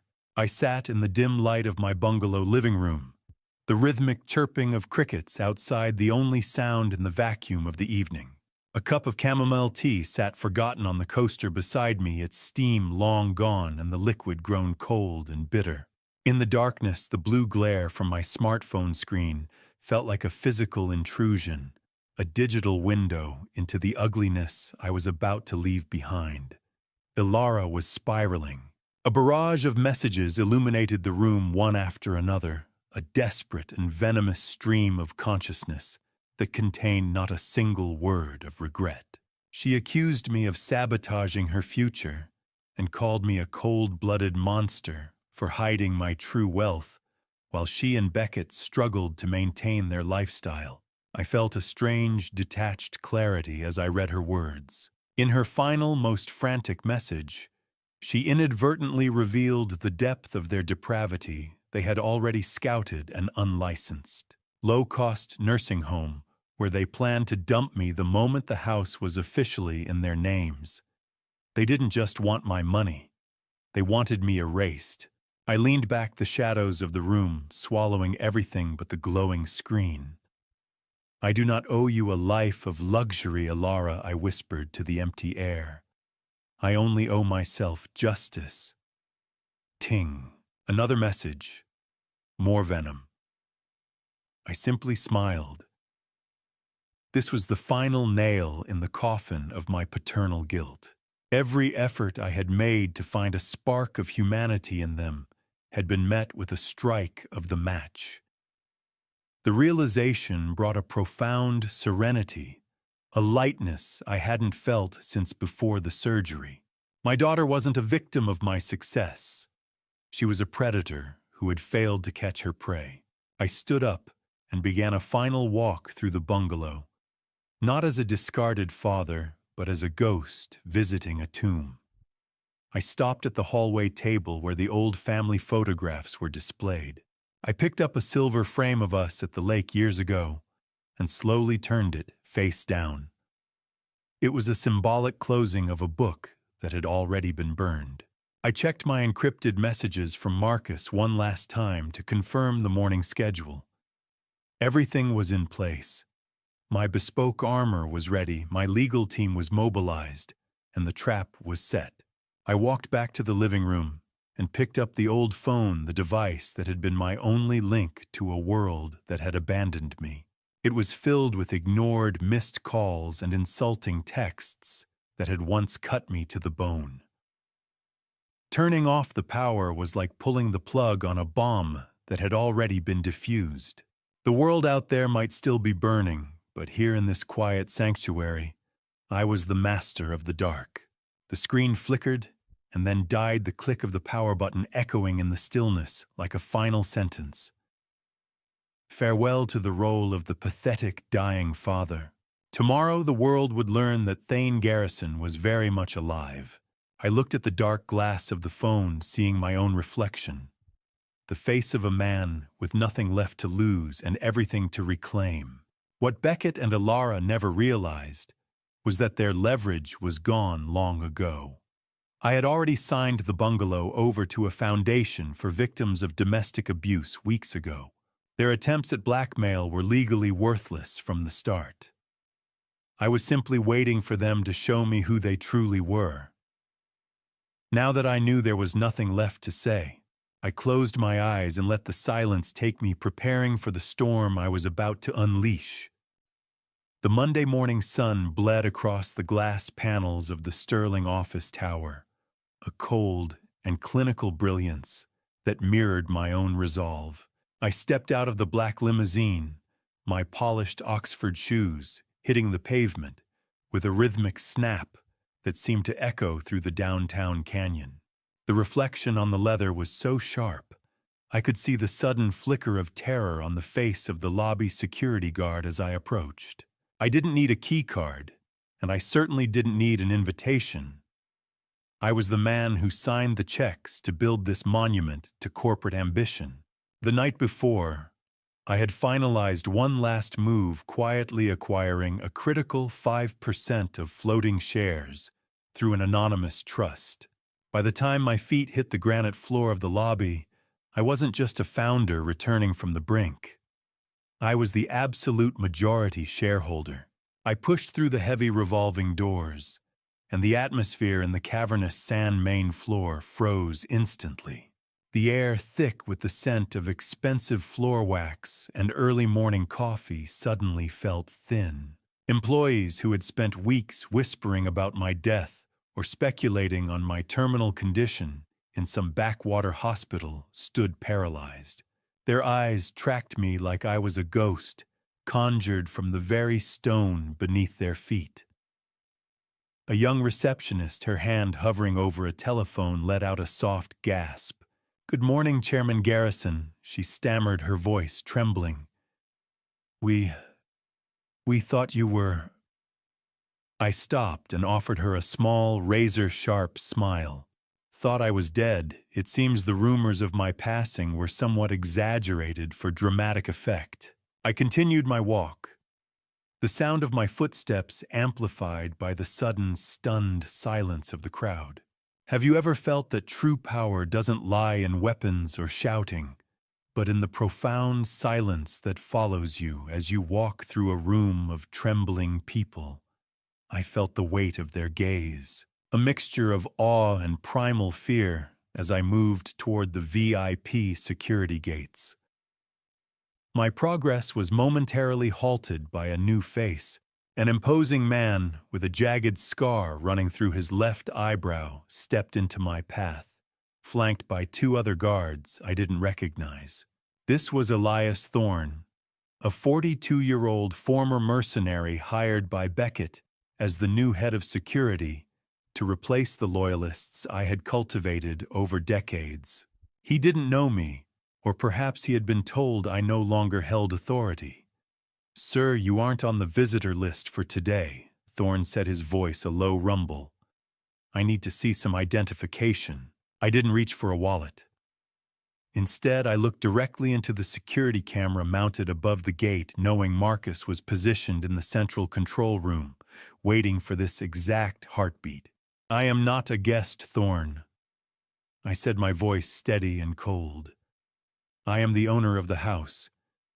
I suggest you step aside before you become a permanent footnote in this company's history."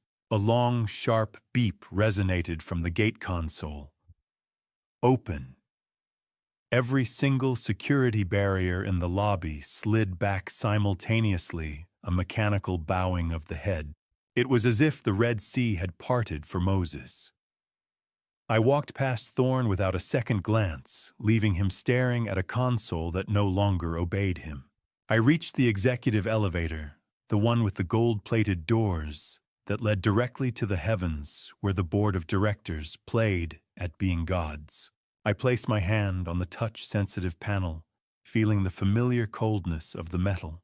Beckett had already tried to lock me out, changing my personal access code, but he had forgotten the master override I had programmed 20 years ago when this building was just a blueprint.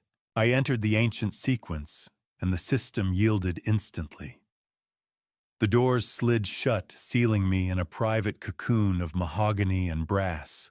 A small notification flickered on the elevator's internal display. "Beckett is in boardroom 1. He has no idea you are coming." I adjusted my cuffs and watched the floor numbers climb, ready to deliver the final judgment. The elevator gave a soft, melodic chime as it reached the 50th floor, a sound that usually signaled the start of a productive day, but now rang like a death knell for Beckett Hayes's short-lived empire. I walked toward the CEO office, the scent of cedar wood and expensive leather growing stronger with every step. I didn't head for the boardroom. I headed for my sanctuary. I spun the high-backed leather chair around, and sank into it, feeling the familiar chill of authority seep through the fabric. This room had always been mine, and today it would serve as the courtroom for those who had tried to bury me while I was still drawing breath.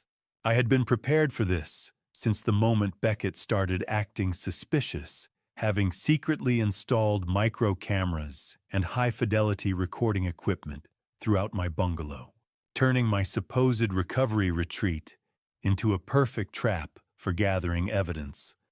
Outside the heavy oak doors, I heard a commotion.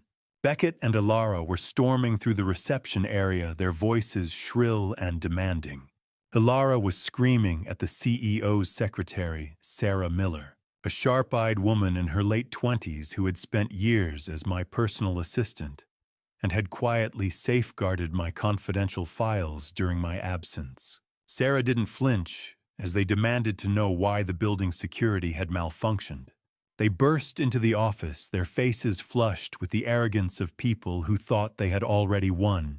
Beckett was in the middle of a sentence about trespassers when I slowly rotated the chair to face them.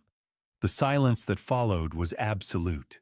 Ilara's expensive designer handbag slipped from her fingers, hitting the floor with a dull thud, while Beckett recoiled as if a ghost had just stepped out of the shadows.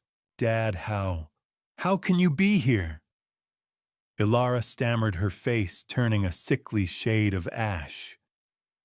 "The hospital said you couldn't even leave your bed." I looked at her with a calm that seemed to unnerve her more than a shout would have. "The hospital gave you a report on my physical health, Ilara," I said softly. "But they didn't mention what I would do to the traitors in my own house. Do you know if there is a sound more beautiful than the pop of a champagne cork?" I asked them, though they were too stunned to answer. It is the sound of lies shattering beneath the weight of the truth. Beckett tried to regain his footing, stepping forward with a forced smile that didn't reach his terrified eyes. "Thane, listen, we were just worried we were coming to see." I didn't let him finish. I reached out and pressed a button on the mahogany desk. Instantly, the office's surround sound system came to life. The audio from the bungalow porch and that final venomous Sunday night call filled the room. Ilara's voice, cold and hateful, spoke about dumping me in an unlicensed nursing home. Then came Beckett's confession, the admission that he had stood by and watched the clock while I was dying, waiting for the light to leave my eyes before calling for help. The recording played with merciless clarity, stripping away every mask they wore. Click. The recording stopped. A deadly silence descended. "This wasn't me speaking, Ilara," I said, looking my daughter in the eyes. "These were your own words. And Beckett, you wanted me dead for a house. The only house waiting for you now is a 4-meter cell." Beckett's forehead was slick with a cold sweat that mirrored the gray light of the morning. Suddenly, the air was pierced by a scream. Ilara lunged at Beckett, her fingernails clawing at his face in a blind panic. It was him, she shrieked. "He made me do it. He said we needed the money. He forced me to leave you, Dad." She was ready to tear him apart to save herself. I watched with cold disgust. The door burst open. It was a team of detectives from the Economic Crimes Unit. I stood up, poured a finger of scotch, and felt the bite of the alcohol on my tongue. "Lead them out of my office," I told the officers, "and make sure they share the same police car. I want them to have plenty of time to discuss their next move." The metallic rattle of handcuffs snapping shut was the final melody of that Monday morning, a harsh percussion that signaled the end of a dynasty built on deceit. Have you ever wondered what a gambler feels like when they realize their final hole card is not an ace but a life sentence? I looked at Beckett Hayes, whose face had transitioned from the pale white of shock to the muddy gray of a man who realized he had been playing against a house that never loses. I stood behind my desk, the heavy mahogany providing a barrier between my new life and the wreckage of my old one. With a deliberate motion, I threw a thick stack of bank statements onto the surface. The rough texture of the paper seemed to grate against the silence of the room. $45,000, Beckett, I said, my voice as steady as a surgeon's hand. Is that truly the price you set for your freedom? He stared at the documents, his eyes darting across the figures. How did you find that Atlantic City account? I told them I closed it. I leaned forward, the faint scent of cedarwood from the office air mingling with the bitter smell of his fear. I knew about it, because I was the anonymous lender who advanced you that capital through a third-party shell company I revealed. I watched you take the bait, saw you use that stolen money as a down payment for the Winnetka mansion, and tracked every cent as you laundered it through my own firm. You didn't just steal from me. You invited me to document your downfall. Lost. Beckett looked into the void, his eyes glazing over, as the reality of his situation set in. Everything he had constructed out of lies and greed was burning to ash right in front of him. I signaled to the building's security team waiting at the door. I am officially terminating Beckett Hayes for gross ethical violations and financial crimes, I announced. I watched as they stepped forward, the leader reaching out to rip the corporate ID badge from Beckett's neck. The sound of the plastic clip snapping was surprisingly loud. You don't deserve the private elevator, I told him, as he was being hauled toward the door. You will walk through the main lobby. Let every employee see the true face of the man who tried to play king. Ilara began to shriek, a high-pitched sound of desperation that clawed at the walls. You can't do this to me. I'm your daughter. I'm a Sterling. I didn't even look up from the papers on my desk as I slid a single sheet toward her. This is a notice of immediate repossession for the bungalow, I said coldly. You have until sunrise tomorrow to vacate. My compassion died the night you decided my heart was a commodity. I followed them out to the mezzanine, looking down at the lobby where hundreds of employees had gathered, their faces turned upward like a silent jury.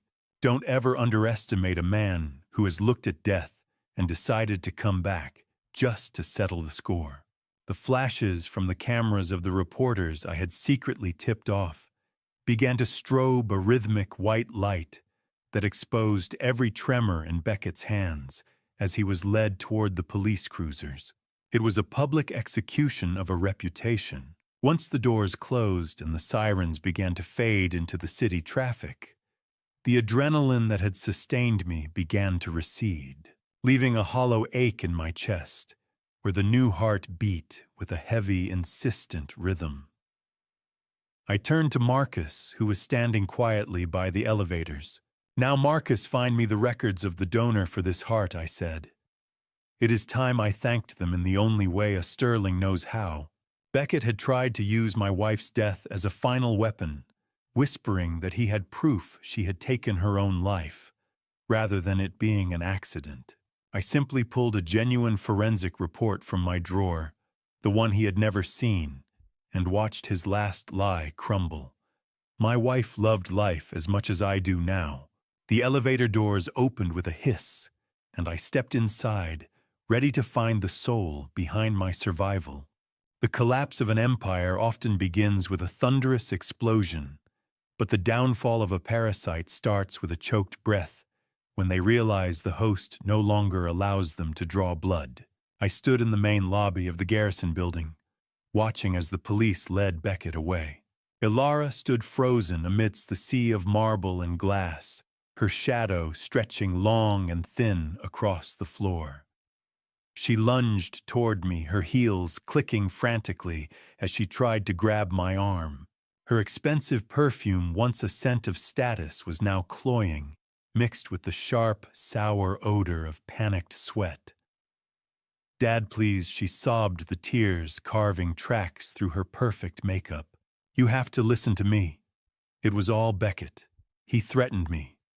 He said if I didn't help him, I would lose everything. I am your own flesh and blood. I didn't move. I didn't even blink. Flesh and blood did not stop you from leaving me to die alone in that bungalow, Ilara. Before I could say more, Lawyer Vance stepped forward. He was a man of cold precision, a legal shark who had served me for 3 decades. He didn't offer a handkerchief. Instead, he handed her a heavy, blue-bound legal folder. I watched her fingers tremble as she felt the cold weight of the documents. This is a civil suit for the recovery of $1.2 million in contingency funds you embezzled over the last 2 years, Vance stated, his voice echoing in the vast hall. Furthermore, here is the eviction notice for the Garrison-owned penthouse. You have 12 hours to remove your personal effects. I reached into my pocket and pulled out a small tablet, turning the screen toward her. It showed a grainy black-and-white feed from a hidden camera I had installed near my bed. In the video, Ilara was clearly seen instructing a nurse to disable my monitoring equipment early because the beeping was annoying her. I watched the last shred of color drain from her face. What does the tear of a predator taste like? Perhaps it is only the salt of regret for being caught rather than the sting of genuine guilt. Ilara looked around at the lobby where dozens of employees, the same people she had treated like dirt for years, were now watching her with a mixture of pity and quiet satisfaction. She tried to open her mouth to argue, but the words died in her throat. Vance continued without mercy, explaining that every account in her name had been frozen by court order to preserve disputed assets. The black titanium credit card in her designer wallet, the luxury cars, and the very title of Mrs. Sterling were vanishing in real time. She looked like an expensive porcelain doll being fed into a stone crusher. Every bit of her arrogance was splintering into dust, revealing the terrifying emptiness beneath. "I will not sign anything," she screamed, her voice cracking as she collapsed onto the cold marble floor. "You cannot do this. The law does not require your signature to execute justice, Miss Sterling." Vance replied, his tone clinical. "Or should I call you Mrs. Hayes?" I turned my back on her, the sound of her wailing filling the lobby like a dying siren. I felt a strange, hollow victory. The vengeance was complete. But the man I used to be felt just as distant as the daughter I had lost. Marcus approached me as I moved toward the elevators, handing me a discreet yellow envelope. His expression was grimmer than usual. "Sir, we have the verification on the heart donor's family," he whispered. "There is a detail, something you need to see immediately before we proceed to meet them." I felt a sudden chill that had nothing to do with the air conditioning. I took the envelope, the paper crisp under my thumb.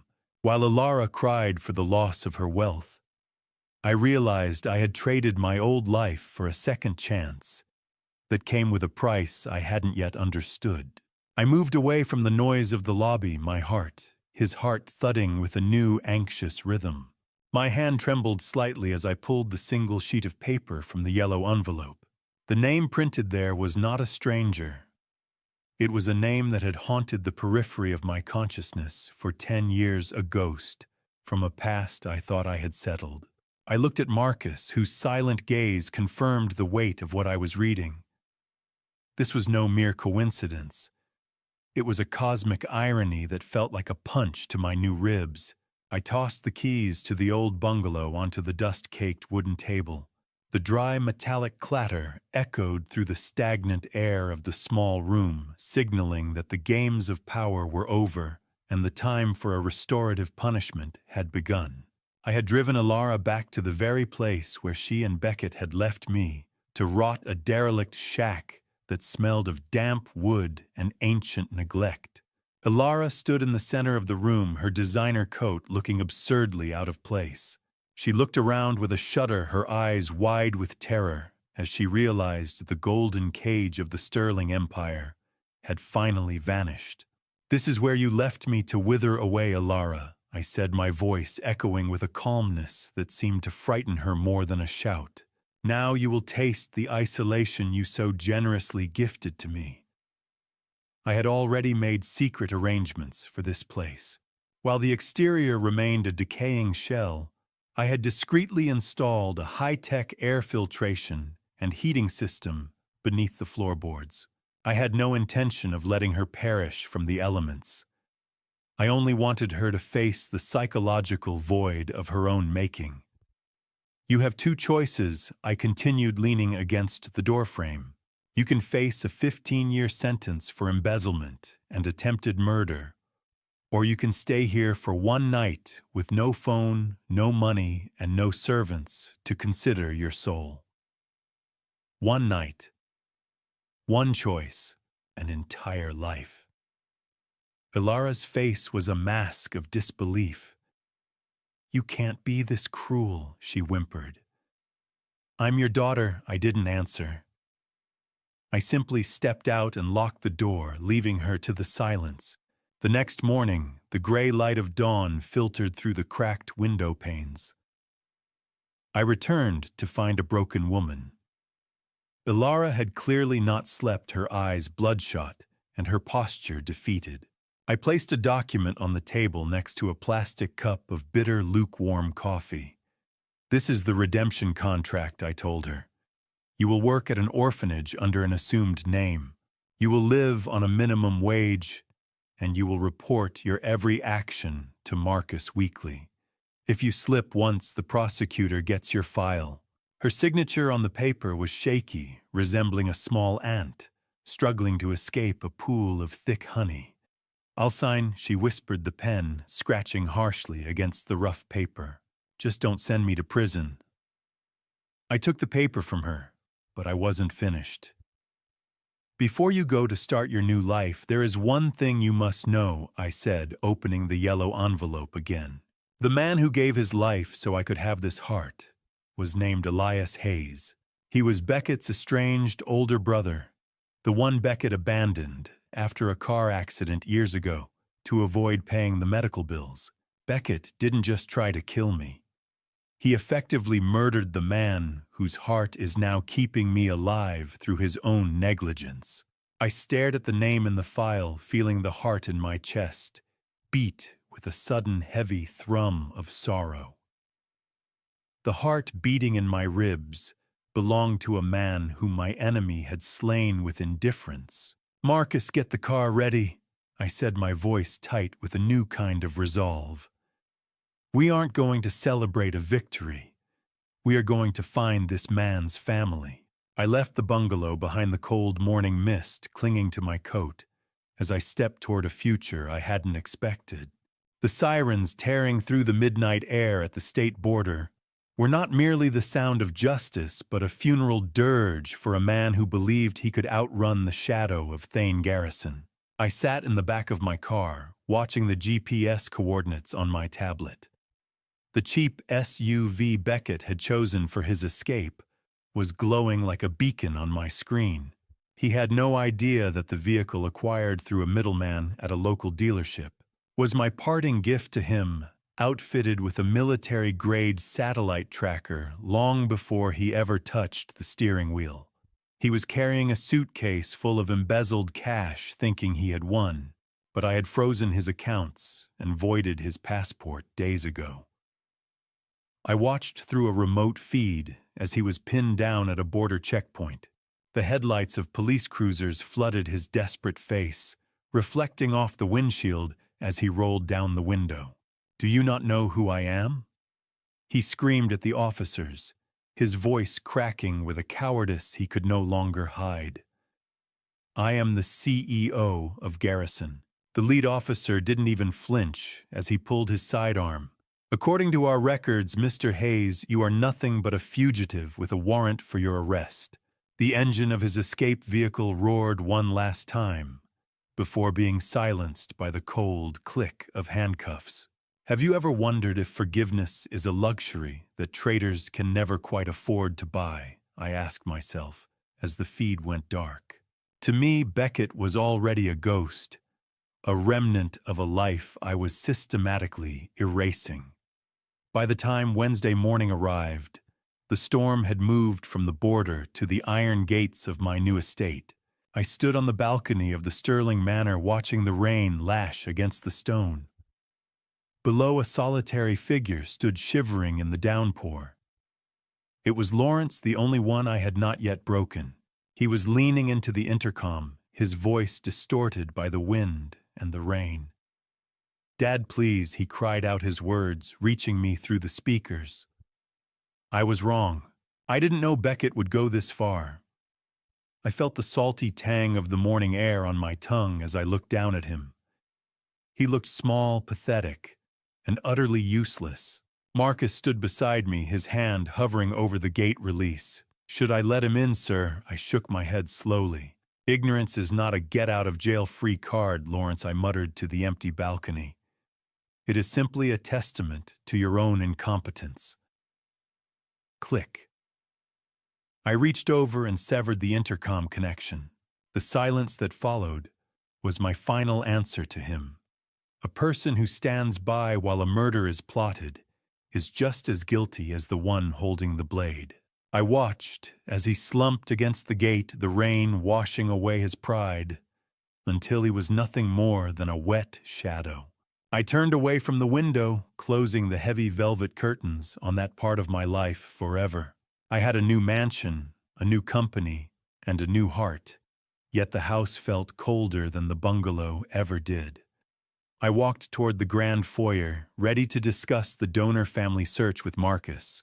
However, as I reached the marble hall, I stopped dead in my tracks. A young woman was standing there, her hair damp from the rain, and her face pale with an exhaustion that mirrored my own. Elena Hayes, a young woman with a gaunt face but a haunting beauty and deep eyes that held a world of sorrow, was clutching a small child to her chest. She was the widow of the man who died so I could live. Marcus bowed his head as he stood between us. "Sir, this is the wife of the donor," he said softly. "She says she has something that belongs to your heart." My breath hitched as Lawrence's desperate voice echoed in my mind one last time. He had called me on the way here, sobbing that Alara had been the one to tip off the border police about Beckett's SUV just to save her own skin. They were all still devouring each other, while here in front of me stood the only pure thing left in this story. I had always thought this heart was a biological debt, a replacement part required to finish my campaign of vengeance. But looking into the eyes of the child held by Elena Hayes, I realized I carried more than just someone else's life. I carried the weight of their unfinished dreams. The boy's eyes were wide and curious, strikingly similar to the sharp, intelligent gaze in the medical file I had pored over. Elena reached into her worn bag and handed me a letter.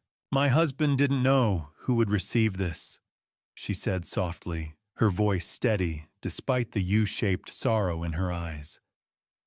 "But he believed his heart would find someone decent." I opened the parchment. The handwriting was firm, the words of a man who knew his time was short. He wrote of his hope that his recipient would live a life worth the sacrifice. As I read, a bitter truth emerged. Elias Hayes was a brilliant structural engineer who had once worked for Garrison Solutions. He was the man Beckett had fired 3 years ago for refusing to sign off on substandard safety materials for a high-rise project. Forced into grueling manual labor to support his family, he had eventually suffered the fatal accident that brought his heart to me. The irony was a physical weight in my chest. Beckett hadn't just tried to kill me. His greed had already claimed the man who saved me. "I will not promise I am a saint," I told Elena, my voice thick with a resolve that felt more vital than any business deal.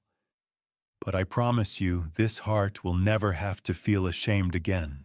I immediately instructed Marcus to establish a lifelong educational trust for the boy, and appointed Elena as the director of the Sterling Foundation's New Worker Safety Initiative. This was no longer about flaunting power.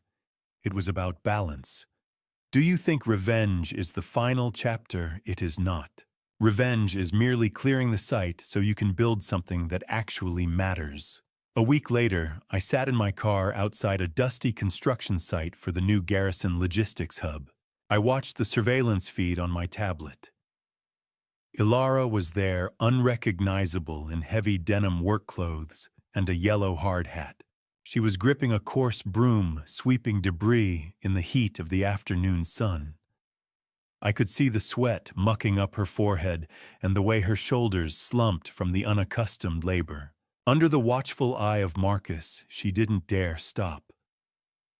She looked toward the camera, her expression a mix of exhausted rage. "I know you're watching me." She seemed to scream at the lens, though I couldn't hear her. "I hate you." I watched her for a long time. The hatred didn't bother me. For the first time, she was earning a meal with her own hands, learning the value of the sweat she had once mocked in others. This punishment was far more effective than a sterile prison cell. It was a confrontation with reality. Silence. Finally, there was only silence. I drove to the memorial park, where my late wife was buried. The air smelled of damp earth and the scent of cut grass. I walked to the headstone, the rhythmic, powerful thrum of my heart, steady in my ears.